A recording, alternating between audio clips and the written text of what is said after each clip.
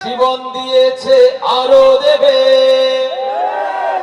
দেশের ভালোবাসার তরে, ঠিক না? হাদি ছিল হাদি থাকবে, জন্মাবে হাদিরা ঘরে ঘরে।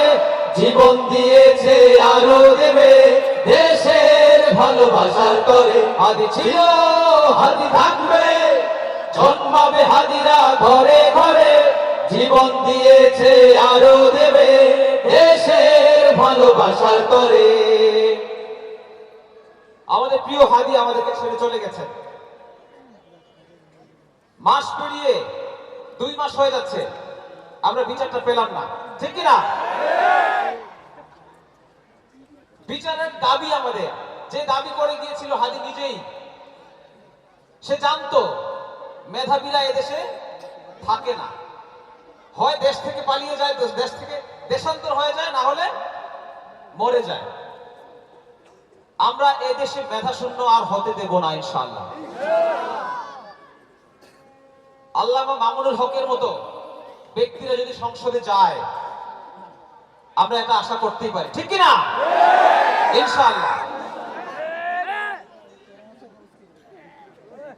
আজকে হাদির বিচার চেয়ে আবারও আন্দোলন হলো, গুলি বর্ষণ হলো আজকে, আপনারা জানেন সবাই। খুবই দুঃখজনক।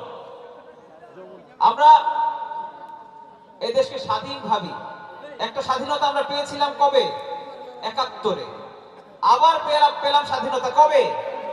২৪-এ। আসলে আমরা কতটা স্বাধীন হয়েছি এখন? আমরা হয়েছি? গত ১৭ বছর কথা বলতে পারি, বাক শক্তি হারিয়ে ফেলতে হয়েছিল আমাদের, মন খুলে কথা বলা যায়নি।